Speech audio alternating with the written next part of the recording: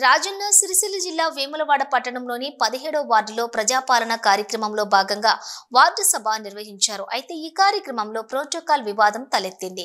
వేములవాడ పట్టణంలోని 17వ వార్డులోని కౌన్సిలర్ వంగల దివ్య శ్రీనివాస్ ఆధ్వర్యంలో ప్రజాపాలన వార్డు సభ కార్యక్రమం ఏర్పాటు చేశారు.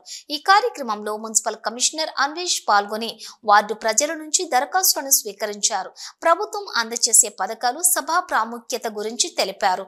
ఈ సమావేశానికి మాజీ బీఆర్ఎస్ పార్టీ కౌన్సిలర్ ముద్రకోల వెంకటేష్ హాజరై వేదికపై కూర్చోవడంతో అక్కడే ఉన్న కౌన్సిలర్ తో పాటు కాంగ్రెస్ నాయకులు అభ్యంతరం చెప్పడంతో అధికారులు మాజీ కౌన్సిలర్ ను సభా వేదిక నుంచి వెళ్లి పక్కన కూర్చోవాలని తెలపడంతో ప్రోటోకాల్ వివాదం ఒక్కసారిగా తలెత్తింది. ఈ సందర్భంగా కౌన్సిలర్ దివ్య మాట్లాడుతూ పార్టీలకు అతీతంగా ప్రజలకు సంక్షేమ పథకాలు అందిస్తామని తెలిపారు. గత 10 సంవత్సరాల నుంచి రాని రేషన్ కార్డులు, ఇందిరమ్మ ఇండ్లు కాంగ్రెస్ ప్రభుత్వం అమలు చేస్తూ లబ్ధిదారులకు అందించడం జరుగుతుందని తెలిపారు. ఈ కార్యక్రమంలోని మాజీ ప్రజా ప్రతినిధులు ఎలా కూర్చుంటారని కనీసం ప్రోటోకాల్ తెలిసి ఉండాలన్నారు. అన్ని వివరాలు సేకరించిన తర్వాత విషయం ఏంటంటే మీ అందరికీ తెలియాలి కాబట్టి మనం ఏదైతే ఇందిరమ్మ ఇండ్లు కానీ కొత్త రేషన్ కార్డులు కానీ వీటికి లబ్ధిదారుల జాబితాని సిద్ధం చేయడం మరియు రైతు సంక్షేమమే మన ప్రభుత్వం యొక్క మొదటి ఈ సహాయాన్ని ఈ నెల 26 నుంచి అందించడానికి నిర్ణయించబడింది. వ్యవసాయ కాని భూములకు ఈ పంట పెట్టుబడి సహాయం సద్వినియోగం చేసుకోవాలని కోరుతున్నాం. కొత్త రేషన్ కార్డు పంపిణీకి ఏర్పాటు చేస్తున్న దరఖాస్తులను కూడా ఆమోదించుకొని అదనపు కుటుంబ సభ్యులు చేర్చడానికి వచ్చి పరిశీలించింది. సభకు విచ్చేసినటువంటి ప్రజలందరికీ, అదేవిధంగా మన మున్సిపల్ కమిషనర్ గారికి అందరికీ కూడా, ప్రజాపాలకులకు, నాయకులకు, ప్రతి ఒక్కరికి కూడా పేరు పేరున ధన్యవాదాలు తెలుపుతూ, ఈ వార్డు సభ యొక్క ముఖ్య ఉద్దేశం ఇంతకుముందుకే కమిషనర్ గారు చాలా చక్కగా వివరించారు, అందరికీ అర్థమైంది. అయినా కూడా నా పరిస్థితి నేను చెప్తున్నాను. రేషన్ కార్డు అయినా సరే, మన ఇందిరమ్మ ఇళ్ళ గురించి అయినా సరే ఈరోజు దరఖాస్తు చేసుకోవచ్చు. రేషన్ కార్డు అనేది అందరికీ ఎంత ఇంపార్టెంటో తెలుసు. అందుకే అది రాని వాళ్ళు, లేని వాళ్ళు కూడా ఈరోజు అప్లై చేసుకోండి. అయితే ఆల్రెడీ మన వార్డు సభలో జరిగిన అప్లై చేసుకున్నారు కదా, వాళ్ళలో కొందరి పేర్లు ఈరోజు చెప్పడం జరుగుతుంది. అయితే ఆ చెప్పిన పేర్లలో లిస్టులో కానీ మీ పేర్లు లేకపోతే మాత్రం ఆందోళన చేయాల్సిన అవసరం లేదు. ఎందుకంటే మన గౌరవనీయులైన శ్రీనివాస్ గారు ఆల్రెడీ చక్కగా చెప్పారు. ఏమనంటే ప్రతి ఒక్కరు, అర్హులైన ప్రతి ఒక్కరికి కూడా ఈ ఇందిరమ్మ ఇల్లే కావచ్చు, రేషన్ కార్డే కావచ్చు, ప్రతి ఒక్కరు పొందే అవకాశం అందరికీ ఉంటుందని చెప్పి ఆయన చాలా సార్లు చెప్పారు. కాబట్టి ప్రతి ఒక్కరు కూడా ఈ అవకాశాన్ని సద్వినియోగం చేసుకోవాలి. ఎందుకంటే నేను మన 17వ వార్డు ఎన్నికైనప్పటి నుంచి ఇప్పటి వరకు మన వార్డు సమస్యల మీద చాలా వరకు నా సాయశక్తిలో ప్రయత్నించాను. కానీ నాకు ఒక చిన్న ఏమనంటే రేషన్ కార్డు లేదు అని చాలా సమస్యలు చెప్పేవాళ్ళు. అలాంటి వాళ్ళకు ఏం చేయాలి అనేది మా చేతుల్లో లేకపోవడం, అప్పుడు అలా ఉండిపోవడం జరిగింది. కానీ ఇప్పుడు కాంగ్రెస్ ప్రభుత్వం రాగానే దీని మీద దృష్టి పెట్టి ముందుగా అందరికీ రేషన్ కార్డు అయినా సరే, ఇల్లు లేని వారికి ఇందిరమ్మ ఇల్లు అయినా సరే, జాగ్రత్త వాళ్ళకు వాడికి ఇల్లు కట్టుకోవడానికి ఖర్చు అయినా సరే, రైతులకైనా సరే ప్రతి ఒక్కరికి కూడా న్యాయం చేయాలని చెప్పి చాలా మంచి స్టెప్ వేస్తుంది. కాబట్టి ప్రతి ఒక్కరు కూడా ఈ అవకాశాన్ని వినియోగించుకొని అప్లై చేసుకున్న వాళ్ళు చేసుకోవాలి. అదేవిధంగా ఎటువంటి ఆందోళన చెందకండి, మాకు రాలేదు, ఈ లిస్టులో రాలేదు, అందులో లేదు అని. ప్రతి ఒక్కరికి కూడా ఒక్కొక్కరికి న్యాయం జరుగుతుంది. ప్లీజ్ కొంచెం డిస్టర్బెన్స్ జరగండి. నేను మాట్లాడుతున్నప్పుడు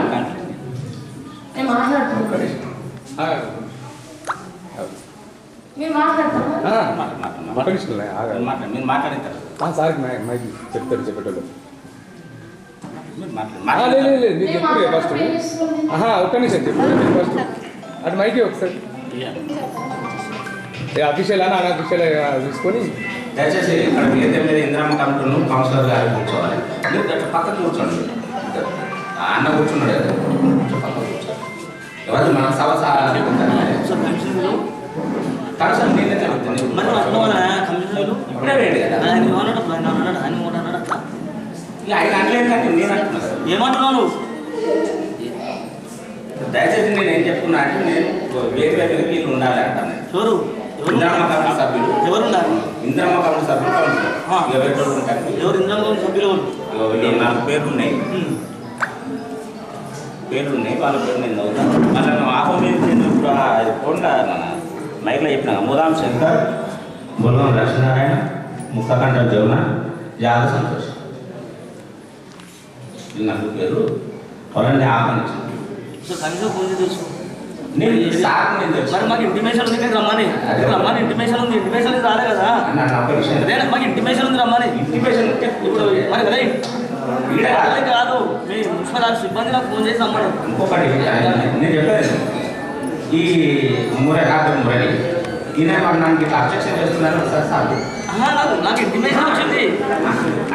హలో, నాకు ఇంటిమేషన్ ఉంది కాబట్టి వచ్చలేదు. ఇంటిమేషన్ రాదు కదా, నాకు ఆల్రెడీ ఇంటిమేషన్ ఉంది. నువ్వు కావాలని తెలుసుకో కమిషన్. మరి నేను అబ్జెక్షన్ చేస్తున్నా అని చెప్పేసి రాజకీయంలో ఇంటిమేషన్ ఉందా లేదా ఇప్పుడు వచ్చి చెప్పారు సరే ఇక్కడ మీటింగ్ నడుస్తుంది, మీరు రావాలి అని చెప్పి తెలుసుకో. కూర్చోపోయినా అఫీషియల్గా కౌన్సిలర్ కాబట్టి కౌన్సిలర్ కూర్చోవాలని ఆపినా. మా అందరూ వాడకట్టు రమ్మని చెప్పి అందరినీ రమ్మన్నాం.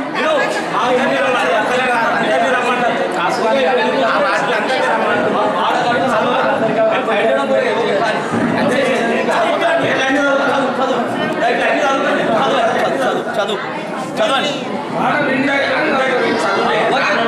చదవనా? ఓకే రైట్, సంతోషం. ఎందుకంటే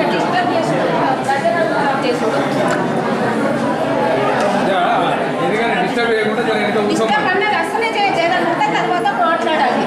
ఎవరు చెప్తున్నా మా డిస్టర్బ్ అవుతుంది. మాకు ఇంటిమేషన్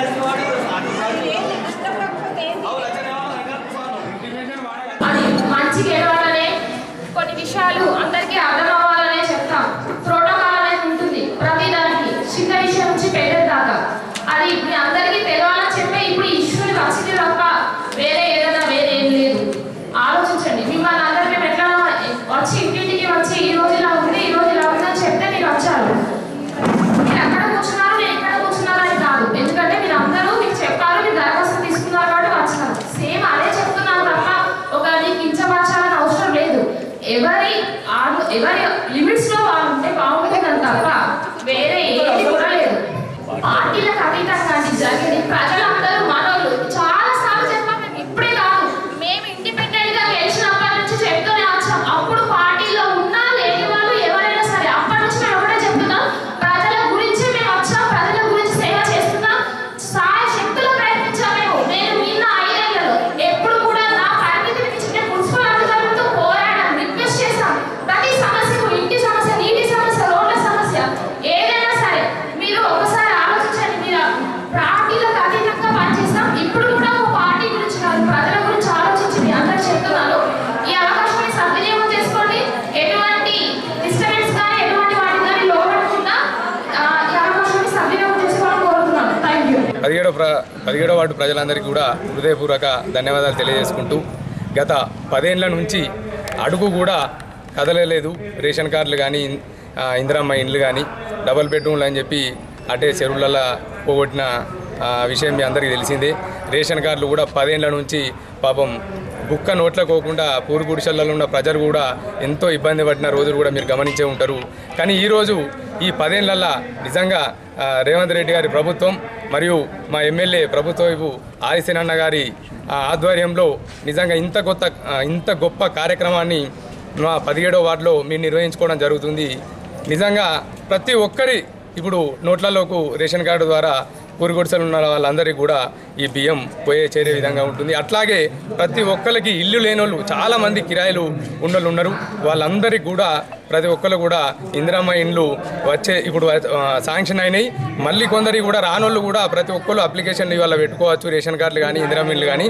ఇక్కడ ఒకవేళ మిస్ అయితే రెగ్యులర్గా అంటే మున్సిపాల్లో కూడా మళ్ళీ ప్రత్యేకంగా వాళ్ళకు ఒక కౌంటర్ ఉంటుంది, అక్కడ పోయి కూడా మీరు అప్లికేషన్లు చేసుకోవచ్చు. అలాగే నిజంగా అంటే 10 ఏళ్ల నుంచి వెయిట్ చేస్తున్న వాళ్ళందరికీ కూడా మీ అందరి తరపున ఆదిశేనన్న గారికి హృదయపూర్వక పాదాభివందనం తెలియజేసుకుంటున్నా. ఎందుకంటే ఇంత గొప్ప కార్యక్రమం మాకు 6 రోజులే ఉంది. మా కౌన్సిలర్ది ఒక 6 రోజులు ఉన్నది.